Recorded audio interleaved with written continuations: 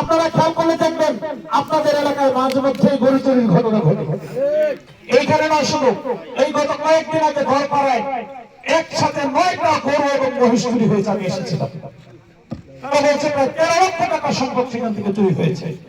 এই গরু চুরি এমন ঘটনা ঘটেছে, মসজিদে মাইক চুরি হয়েছে, মসজিদের যে হয় লাইট জ্বালায় সে লাইটের সুইচ পর্যন্ত চুরি হয়েছে। আপনারা যে ট্যাব ইউজ করেন এই ট্যাব চুরি হয়েছে। এই চুরির ঘটনা যদি বন্ধ করতে হয়, হয়রানি যদি বন্ধ করতে হয়, চাঁদাবাজি যদি বন্ধ করতে হয়, তাহলে মাদক ব্যবসা বন্ধ করতে হবে। আলহামদুলিল্লাহ বাংলাদেশ জামাত ইসলামী 100% মাদক মুক্ত সংগঠন। জামাত ইসলামীকে যদি আল্লাহ তাআলা সুযোগ দেয়, আমরা কথা দিচ্ছি এই কাপাসিয়াকে 100% মাদক মুক্ত করব ইনশাআল্লাহ। আপনাদের কি বিশ্বাস হয়? ইনশাআল্লাহ আপনাদের বিশ্বাসকে আল্লাহ তাআলা কবুল করুন। আমিন। সম্মানিত উপস্থিতি, এই সমাজকে মাদক মুক্ত করতে পারলে আমাদের আরেকটা লাভ হবে, যুব সমাজকে আমরা রক্ষা করতে পারবো। আর যুব সমাজ যখন শিক্ষিত হবে, প্রশিক্ষিত হবে, উন্নত প্রযুক্তি সম্পর্কে অভিজ্ঞ হবে, তখন তাকে আর চাকরির জন্য ঘুরতে হবে না, নিজেই চাকরি তৈরি করে আরেকজনকে চাকরি দিতে পারবে। এই জন্য আল্লাহ যদি আমাকে সুযোগ দেয়, এই কাপাসিয়ার খেদমতের জন্য কবুল করে দাঁড়িপাল্লা মার্কা বিজয়ী হয়, আমরা তরুণদেরকে ইনশাআল্লাহ এমন উন্নত প্রশিক্ষণ দিব যে বাংলাদেশে বসে পৃথিবীর বিভিন্ন দেশে সে বিভিন্ন তথ্য প্রযুক্তির মাধ্যমে বড় বড় চাকরির সুযোগ তারা পাবে ইনশাআল্লাহ। আমরা কাপাসিয়ায় এখানে একটা এগ্রো ফার্মাসি না কাছাকাছি আছে, কাছে একটা এগ্রো ফার্ম আছে। এখানে যিনি ফার্ম দিয়েছেন মালিকের সাথে এই মসজিদেই আমার সাথে দেখা হয়েছে, ওনার সাথে যোগাযোগ হয়েছে। এরকম আশেপাশে যারা মালিক আছে বিভিন্ন কোম্পানি, এই মালিকদের সাথে আমি কথা বলেছি। আমি বলেছি যে কাপাসিয়া খেয়ে পরে শিক্ষা প্রতিষ্ঠানে পড়ালেখা করে আপনারা বড়লোক হয়েছেন, আপনাদের কাপাসিয়ার ছেলেদেরকে চাকরি দিতে হবে। তিনি বলেছেন যে তুমি যদি তাদেরকে প্রশিক্ষণ দিয়ে আমার কাছে নিয়ে আসতে পারো, আমি তাদের সকলকে চাকরির ব্যবস্থা করে দেব। সম্মানিত উপস্থিতি, আমরা কথা দিচ্ছি আমরা যদি কবুল করে তাহলে এই তরুণদেরকে, এই যুবকদেরকে ফ্রি প্রশিক্ষণের ব্যবস্থা আমরা করে দেব ইনশাআল্লাহ, এবং তাদের সাথে যুক্ত করে চাকরির ব্যবস্থা আমরা করে দেব ইনশাআল্লাহ। সম্মানিত উপস্থিতি, পাশাপাশি এই কাপাসিয়ার সবচেয়ে বড় সমস্যা হলো চিকিৎসা।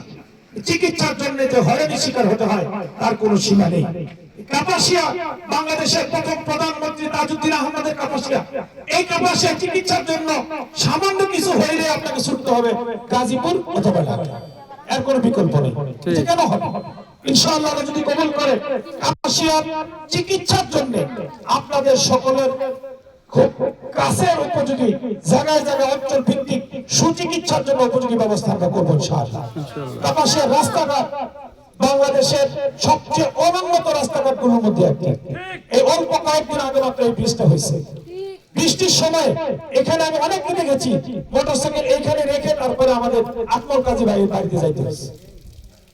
রাস্তা নাই, যাতায়াতের কোনো উপযোগিতা নাই। এই অবস্থার পরিবর্তন করতে হলে দুর্নীতি বন্ধ করতে হবে। কাপাসিয়া নয় শুধু, এই গাজীপুরের সকলে রাস্তাঘাটের উন্নয়নের স্থানীয় সরকার বিভাগের দায়িত্ব, জেলা পরিষদের দায়িত্ব। জেলা পরিষদের যে পরিমাণ ফান্ড আছে, মাত্র 4 বছর যদি নিয়মিত দুর্নীতি মুক্ত এই রাস্তাঘাট উন্নয়নের কাজে সুষম বন্টন করে ব্যয় করা যায়, একটা রাস্তাও আর কাঁচা থাকার কথা না। ঠিক ইনশাআল্লাহ কথা দিচ্ছি, আল্লাহ যদি কবুল করে এই কাপাসিয়াকে আমরা 100% দুর্নীতি মুক্ত করব ইনশাআল্লাহ। দুর্নীতি মুক্ত করে 100 উন্নয়ন নিশ্চিত করে, মাদক মুক্ত করে, তরুণ প্রজন্মকে কর্মমুখী করে আমাদের সুন্দর সাবলীল পরিচ্ছন্ন উন্নত সমৃদ্ধ কাপাসিয়াকে আমরা সবাই মিলে করতে চাই। আপনারা সবাই আমাদেরকে সহযোগিতা করবেন তো ইনশাআল্লাহ। ইনশাআল্লাহ সহযোগিতা যদি পাই তাহলে আমরা যে উন্নয়নের প্রতিশ্রুতি দিচ্ছি সেজন্য এখন থেকে আপনাদের কাছে 3টা জিনিস থাকবে।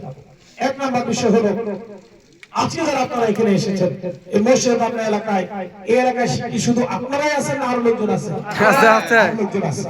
আমি আজকে যে কথাগুলো শুনেছি সবার এই কথাগুলো শোনা দরকার আছে না নাই? আচ্ছা, আমি যে কথাগুলো বলেছি আমার অনুরোধ হলো আপনারা বাড়ি বাড়ি গিয়ে ব্যক্তির সাথে গিয়ে দৌড়ে দৌড়ে আমার এই কথাগুলো তাদের কাছে পৌঁছে দিবেন ইনশাআল্লাহ। পারবেন তো ইনশাআল্লাহ? ইনশাআল্লাহ প্রতিদিন 2 জন 5 জন 10 জন করে যদি পৌঁছান, এখনো প্রায় 40 থেকে 50 দিন সময় আমাদের নির্বাচনে আছে। এই সময়টুকু কাজে লাগালে আমরা সবাই মিলে চেষ্টা করলে 100 বার বাড়িতে দোকানে 100 বার ব্যক্তির কাছে আমাদের এই দাওয়াত পৌঁছানো সম্ভব না ইনশাআল্লাহ।